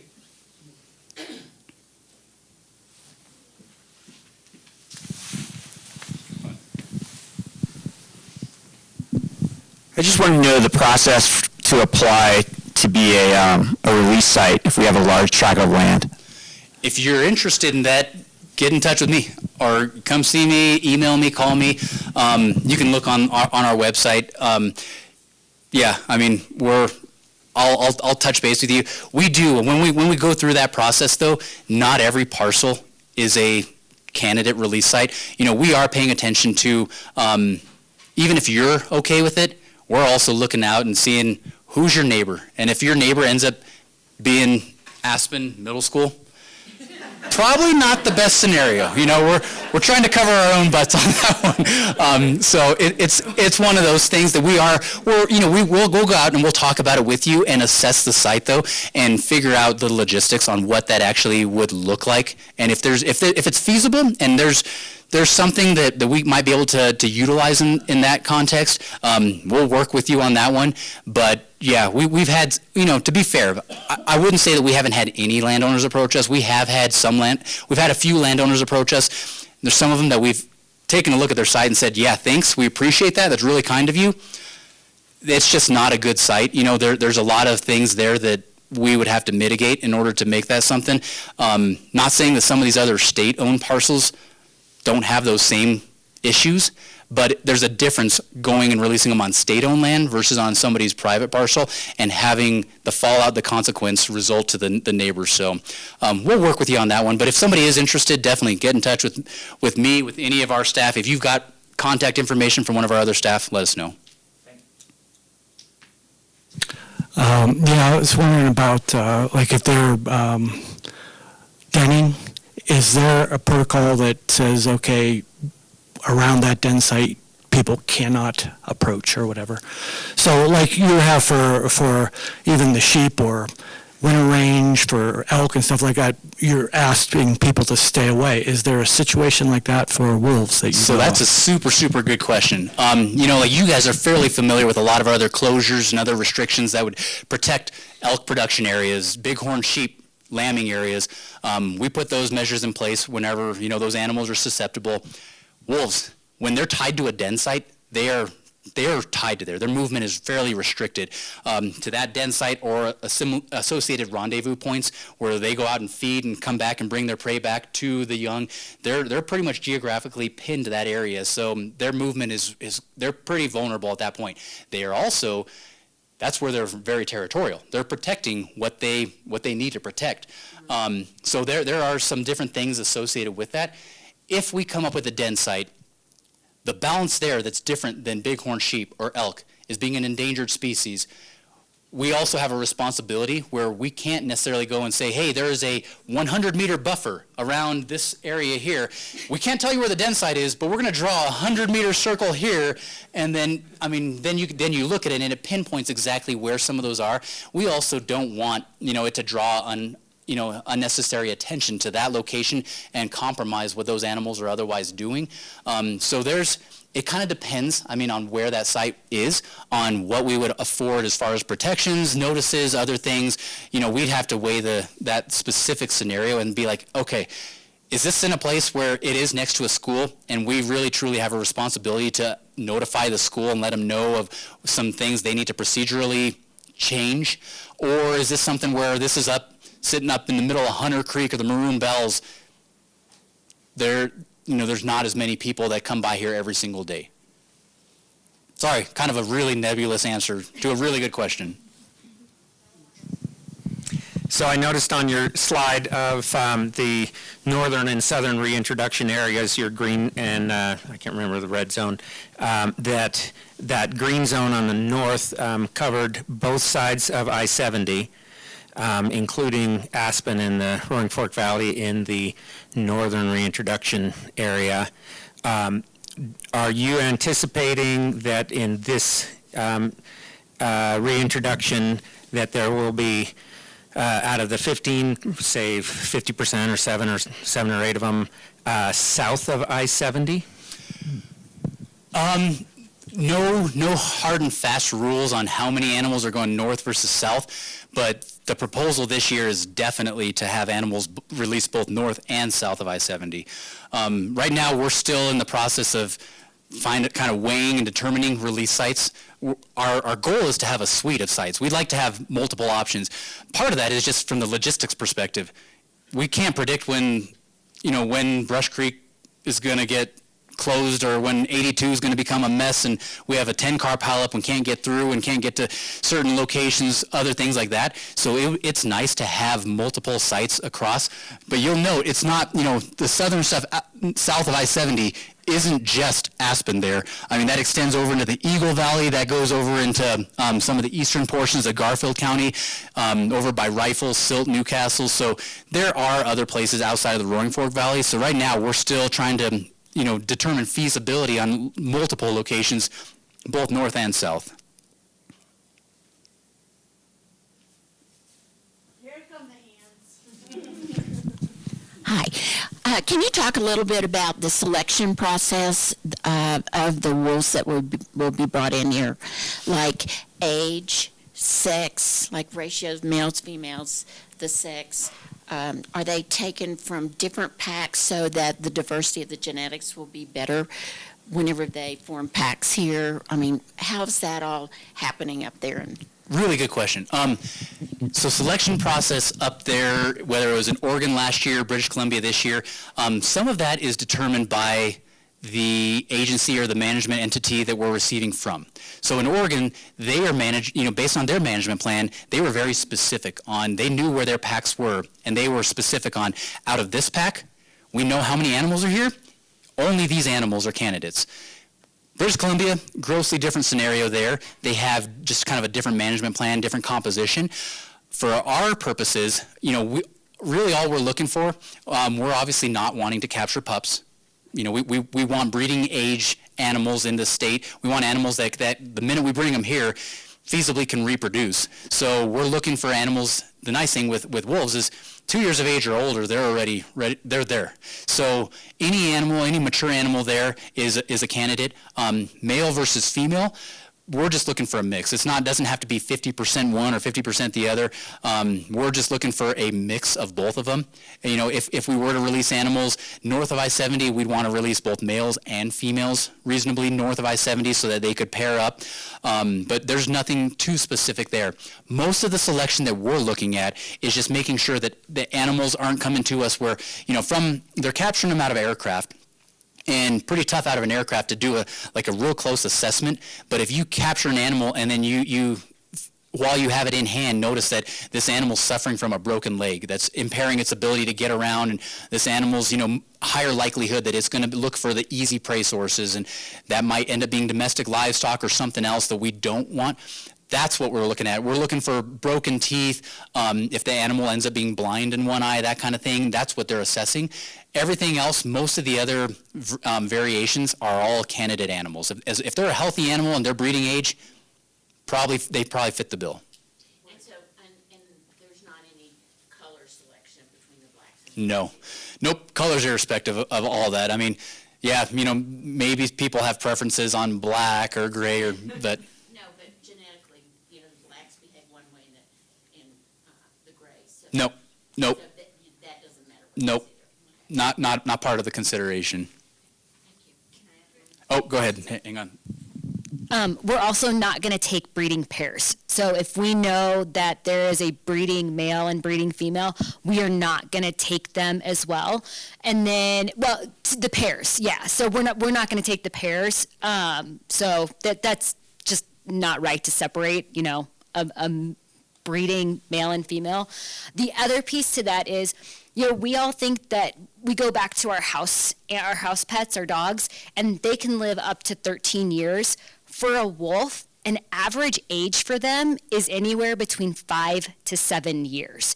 So the other piece to that with the age, we're probably not going to take a wolf that's, 4 years old, because unfortunately it's just kind of already getting to that time of life where they may not live past that.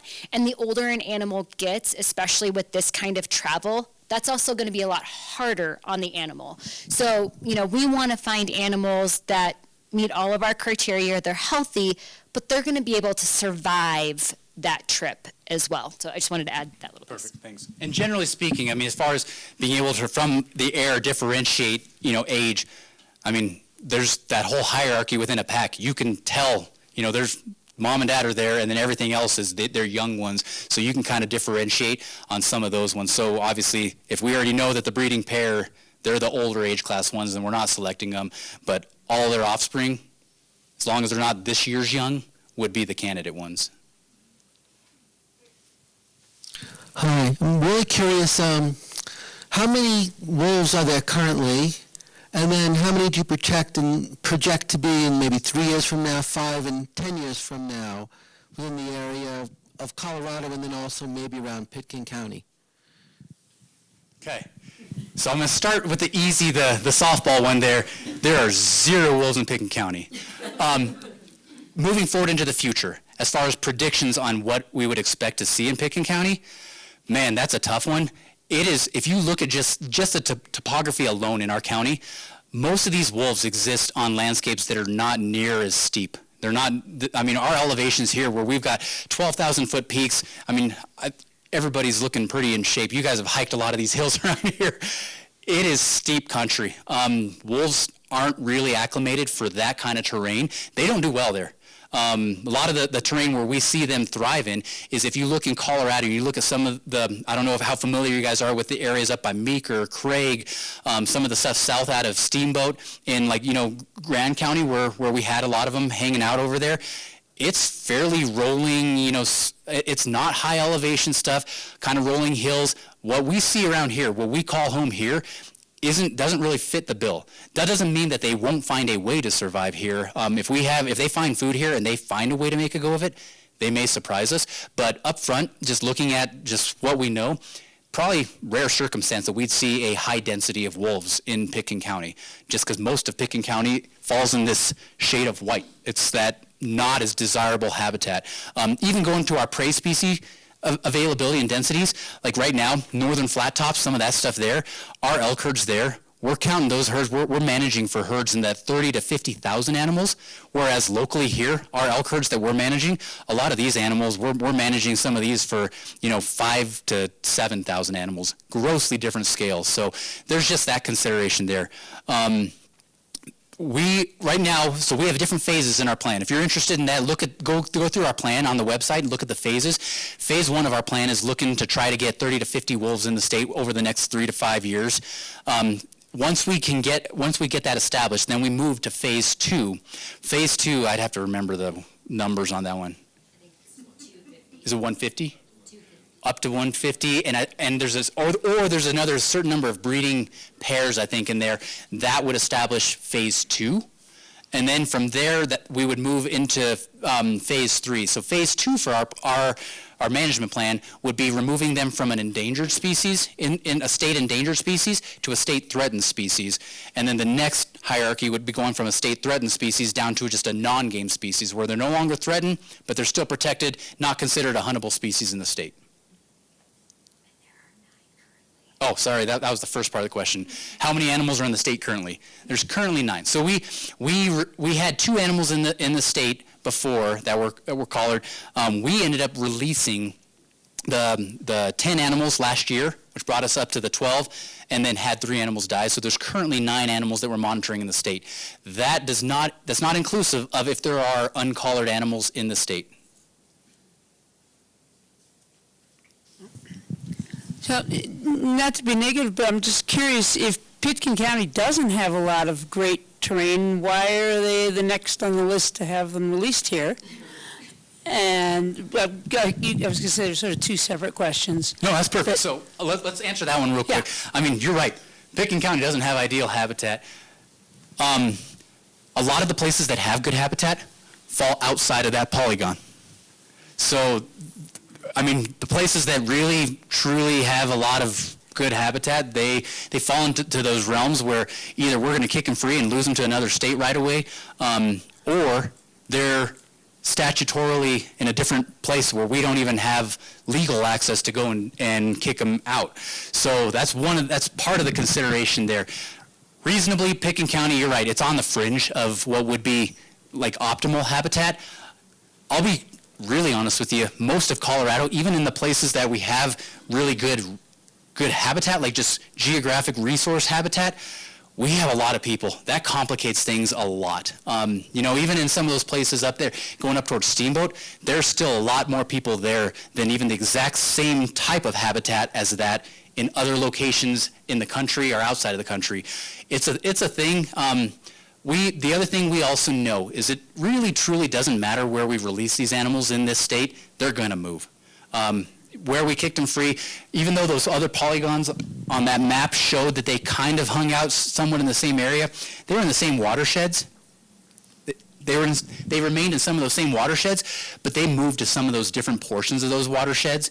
So it's still highlighted there, but they did move around a little bit. So we can kick them free here. And nothing says that they're not going to go jump up over the top of one. I mean, some of the movements we were seeing, you remember they were 4-hour fixes on these collars. Some of the movements in those 4-hour windows were over 15 miles in a 4-hour time frame. I mean, they're capable of moving way, way long distances in a very short time span. So we might release them here, and then, before we even make it home that afternoon, they're already in the next county. What was the second part? The second, I guess part of it is a follow-up, because it just like there's a lot of green just south of Gunnison on your other map, and that seems like a good place. The other thing is a little bit along the lines of the questions that First Lady asked about. A lot of us like to go solo hiking and solo backpacking and mountain biking especially, and when we're mountain biking, we're not on some of those steeper areas, and if these wolves are wild and not acclimated to humans, what's keeping them from going, oh, look, a new species of deer. I wonder what that animal is. I'm kind of hungry. Typically, they typically aren't that adventurous. Think about it in the context of even for a lot of our mountain lions, our bears, everything else, it's a calculated risk. When they're going after some of these prey sources, if they get injured in the process of doing it, they don't have a hospital to go to patch them up and get them back out on their feet, next week or next month kind of thing. There's nothing to doctor them up. So Mother Nature's pretty cruel. So when they make the decision to go after something and take it down as a prey item, most of the time that's where that whole saying of preying on the weak, the sick, that kind of thing. Some of it, it goes into, they're factoring into where's my best bet on killing something but not getting injured in return. We do see, there's a lot of these animals. Some of the short lifespan on a lot of these predatory species factors right into that. They live a pretty harsh lifestyle. They do get hurt when they're trying to take down an elk. An elk's going to fight back, and if you've ever been kicked by an elk hoof, it's not awesome.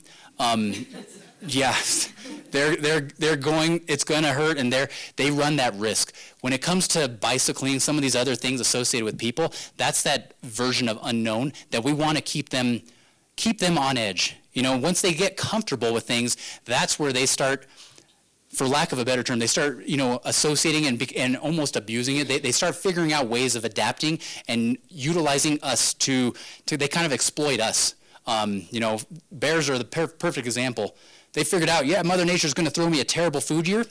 Well, I know my secret to making every year a good food year, and that's everybody sitting in this room produces trash and throws stuff away, and I can, even if Mother Nature gives me the worst food year ever and I would otherwise die, I know what my crutch is, and I'm going to find a way to circumvent what the natural process is.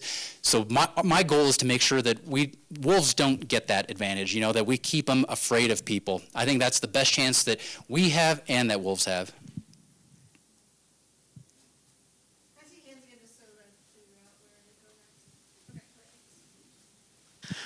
Good evening. I'm one of the few livestock producers in the Capitol Creek Valley, well, almost the only one in the Capitol Creek Valley now. And I've heard a lot of rumors about release sites. And I'd like to confirm that you're not releasing them in the Capitol Creek or East Sopers Creek area. So the rumors that have been spreading around, I mean, we were responding to some of those as we were walking in the door here today. There's been a lot of information posted on social media, lots of phone calls, everything else, specific to one of the landowners in the area there that has, and I'll tell you up front, has not offered a site for release over there. I'm not sure the root of the rumors or anything else. I mean, just people being people. Yeah, I mean, for all of our sites that we're looking into exploring, because of some of the protections, for the animals, for staff, for people, everything else, we're not going to come out and even on the state-owned parcels, we're not going to explicitly say, yeah, we're kicking them free on this site or tell you the dates or anything like that. We can't do it in order for us to do our jobs. But yeah, a lot of the rumors that I guarantee you've been hearing, not founded. I mean, we've been made aware of them as well. We've been talking with landowners, and those are not substantiated. As an agency, if we went and tried to dispel every rumor out there, that's all we would spend our time doing, which frankly is probably better than dealing with bears all the time. But we haven't come out and tried to go and fight that one specifically because the minute we do that, we're going to have another one pop up that we're going to have to go and fight that one, and it's just, yeah. Hi, earlier you spoke about the pack being the breeding pair and then their offspring and generational offspring. When the pack gets too big, they some of them get kicked out. Do other packs assimilate those lone wolves, or are they kind of on their own for the rest of their life? And then I have a second question after that, just a quick one. But typically, because of that whole territoriality side of things, they're not too welcoming of outside members coming in, and they have their own system established there. Doesn't mean that they wouldn't, but generally speaking, they don't. And that's where, if they would look to go and branch out on their own and establish their own pack elsewhere. Right now, in the infancy stages in Colorado, sky's the limit. There's a lot of unexploited habitat where maybe that's a possibility. As things start becoming established, that's where it gets a little bit more complex. That also plays into that whole shortened lifespan for a lot of these animals, because once they're out on their own, they're not as productive, and then they're in direct competition with everybody else that is being productive. And then real quick question, the fifth Copper Creek pup, do you guys know if it's still alive? Is it still out there? Still being, we still have activity in the area where we're still actively monitoring it. From what I heard from our biologists that are paying attention to it, nothing real recent, but as of here in December, they still were able to confirm with some of the camera information that animal was still alive. So it's found a way, it's still finding a way to make a go of it, even on its own, as a young animal.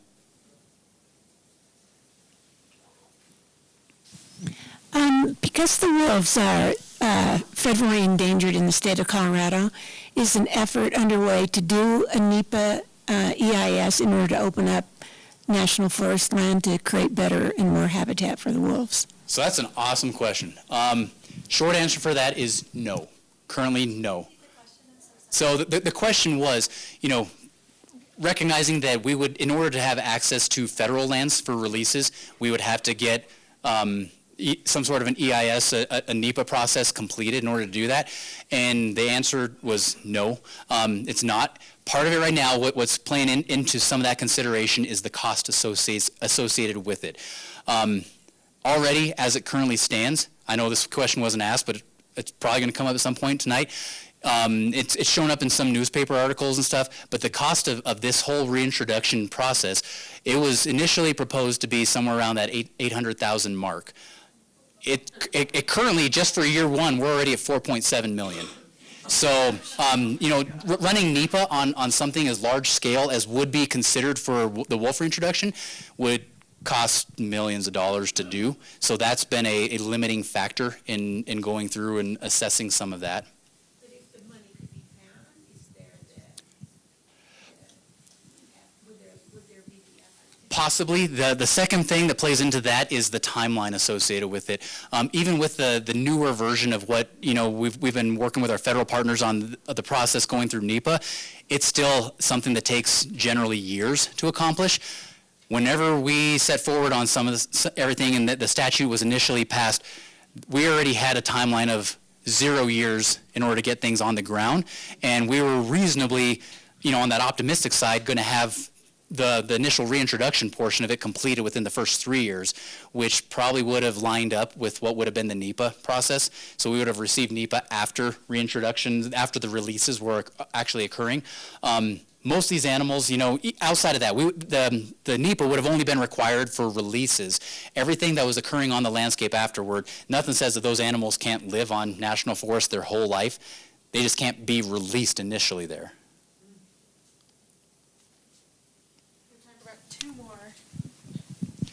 And with that, if there's still other questions, I know we have to leave the room kind of thing. I can stick around and answer a few questions, but I'll also make sure that I'll work with Liza to find a way that if you guys have questions, get us your contact info, and I can get you Rachel can help me get you a link that you guys can give me some questions, and we can follow up with you. I want to make sure we answer your questions and pay attention to the things that you guys have on your mind too. So I'm just asking for. Does it work or not? Yeah. It works for the recording. Okay, so I'm asking for the livestock producers and ranchers, the people that I know, if you were releasing the wolves in a private release site, a private property, would you let them know? And also because some of these people have calving season going on right now, so it's kind of delicate, and they're very busy. 24/7 probably. So the question is, if for livestock producers in the area, if we were going to select a release site that was in close proximity to active livestock, would we notify those producers, with upcoming calving seasons and other operations and such? Short answer is yes. We would work with them. We wouldn't necessarily be like, hey, FYI, tomorrow something's happening here. What we would take it into context of is, even right now, working in this state, all of the wolves that are living in this state at any given point are in close proximity to livestock.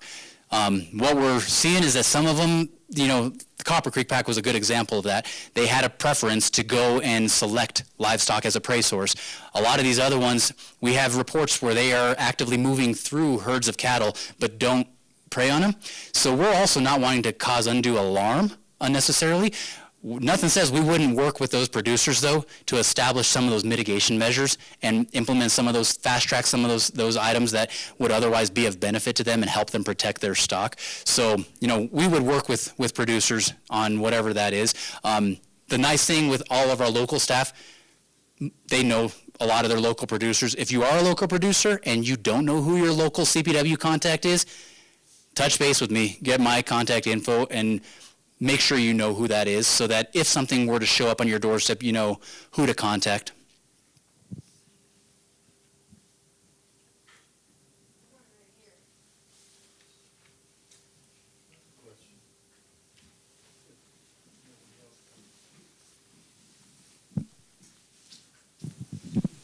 I'm not very much informed on the livestock wolf relationship that's occurred since you started the program. Has there been depredation, and what's the state's policy for that?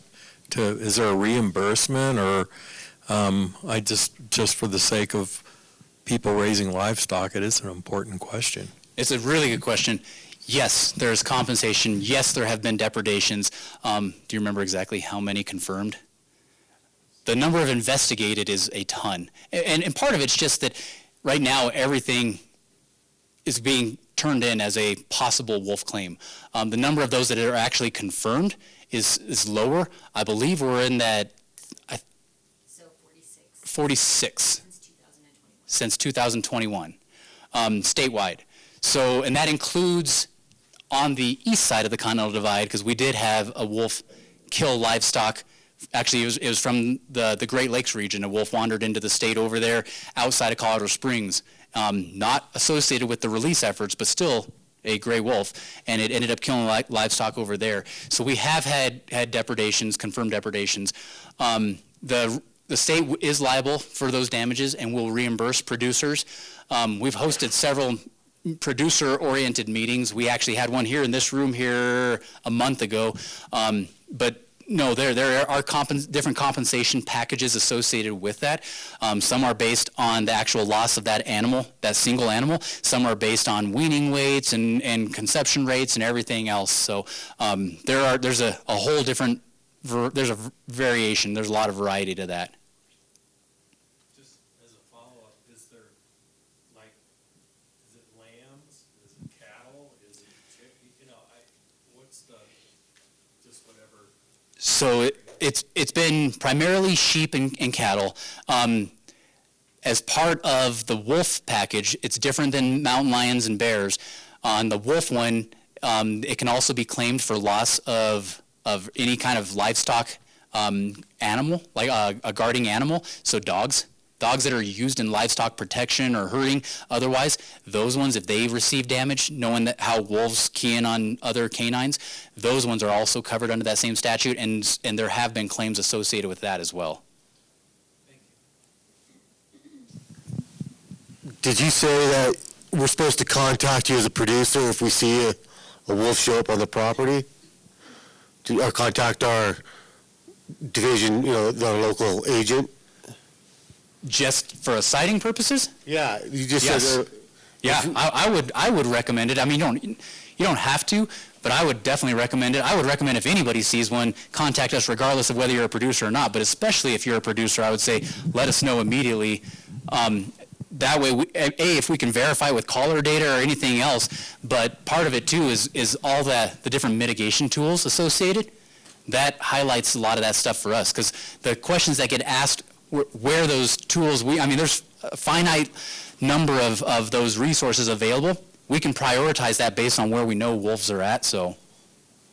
And if they're near our cattle, what steps can we take to haze them, or what can we do? Same thing for, as far as the non-injurious, you guys can use those methods to honk a horn, shoot a gun kind of thing, not at the animal, but, just the noise of it, air horns type stuff. Those kinds of things can be implemented in order to try to run them off. Producers are also afforded two other permits. The other two permits, because there are producers in the room, I'll cover those two real quick. One of them is called an in the act permit. That one is a retroactive permit where if a wolf is in the act of killing your stock, you don't need something proactively, you can shoot it on site. You can kill it right there, and you call us up immediately. We'll go out and investigate it, but we can issue you an in the act permit that authorizes, yes, this animal was causing damage to this calf, whatever else. They shot it, they killed it, they're legally covered. The other one is a chronic depredation permit. That's one where if you've been experiencing losses but haven't been able to catch up, haven't watched that happen kind of thing, and it's continuing to happen, that's where you apply for a permit through us again. All these are through us. And that would authorize the removal of specific animal or animals associated with that pack, with the intent being to disrupt that pack so that that pack doesn't want to continue the same behaviors. Disruption of those packs typically leads to those animals doing something different. If you got other questions, Dave, we hit me up too later. I'm for specifics. Just piggybacking that, if when depredation continues to go, what is your mandate process, policy. I appreciate what you just said, you can split them up. At what point in time does a pack then, if it continues and continues and continues, what's your responsibility in dealing with that pack? What do you do with them? So that's the scenario that unfolded with the Copper Creek pack, because those depredations continued. So what ended up unfolding there was the removal. It was live capture of those animals. Granted, there's still one animal from that pack remaining on the landscape, but the other animals associated with that pack, the other 5 animals, were all removed from that site. They were taken to a captive location. I can tell you that probably isn't going to be the standard for everything. As an agency, we don't take that lightly into consideration. That's not something that we favorably want to do, is take an animal and go throw it in captivity, even on a temporary basis. We do that only as a last resort. Lethal removal has always been a consideration.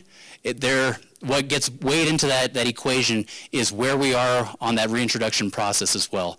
Part of the whole process is trying to get animals established on the landscape, and if we were to go through and lethally remove an entire pack, then that removes however many of those animals that would have otherwise counted toward that reintroduction process.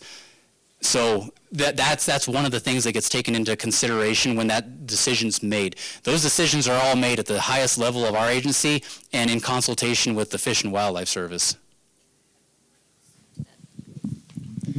So tomorrow, as I had mentioned earlier, we do have our Parks and Wildlife Commission meeting. And again, as Matt said, because there are producers in the room, so one of the topics, and I was trying to find it real quick, and unfortunately I can't. So we are going to be discussing the definition for chronic depredation during tomorrow's meeting. If you go to our website, underneath the commission tab where the agenda and the commission documents are, it is listed in there. Again, I was trying to find it on here, but I can't. But that will be, I'm just trying to do it on my little phone here. Again, not tech savvy. But it is going to be one of the topics that is presented and discussed tomorrow. Okay, actually, final 2 here and here, and then we'll wrap it up. This is a question that's probably a little more philosophical, but personally, I'm just kind of curious for you and maybe some of the others in the audience, how many of you guys believe that wild taxpayer-funded lands should be preserved for wild animals, including BLM, including U.S. Forest Service? Right now, many producers are only paying $1.35 per AUM, which is the same price they paid in 1940. So there's a couple different parts to that question. First part being a personal belief. I've got a whole bunch of personal beliefs. We all do. When I'm standing here in front of you, not my job to tell you what my personal beliefs are. My job is to represent my agency, who's charged with managing the wildlife resource of the state of Colorado. So, I mean, if we become friends and go have a beer, I'll throw a bunch of stuff your way. But it's something that, I'm sure everybody, we could pass the microphone around and we'll end up with 60 different versions of an answer on that same question. Associated with how, some of our public land management agencies, whether that's local, state, federal, how they manage their lands, all of us have different objectives for how we're doing things. CPW owns lands, and we have different objectives that we try to manage our lands in accordance with. Same as the BLM and the Forest Service, related to how their, what their allotments are and everything else. That's something that'd be a question for them. I'm not in a position where I can answer a question related to how the BLM manages theirs or why or. Yeah, I appreciate you covering that. So I'm afraid I'm a lot more practical than I am philosophical. Listening to the numbers that you threw out a few minutes ago, it sounds like you're already 500% over budget. Yes? Yeah, I'm not as quick with the numbers, but sure, sounds right. Budget is $800,000 and you spent $4.7 million. Is there any cap to the amount of tax dollars that's going to be spent on the project, or is it going to be funded without limit? So that was honestly, let me real quick do this. Go to, question being, is there a cap to what will, where the funding ends up stopping? Sorry. Oh, no, I close out of it. Okay, hang on. I'm going to do the short way. That goes to our commission. That is not a local level question. That one is realistically, a lot of that question, the heart of that question on where those financial resources are allocated and where they go, that's something truly that goes to, that's a state legislature level question. They're the ones ultimately that oversee a lot of the state spending authorities on different, whether it's a project, an individual project, or anything else. And that would be something for whether it's one of your local state elected officials or governor's office. That's where all of these discussions, those kinds of discussions are being hosted at the JBC, the Joint Budget Committee, with all of our elected officials that we send over to the state capitol there. No, it did not. It did not come embedded in that statute.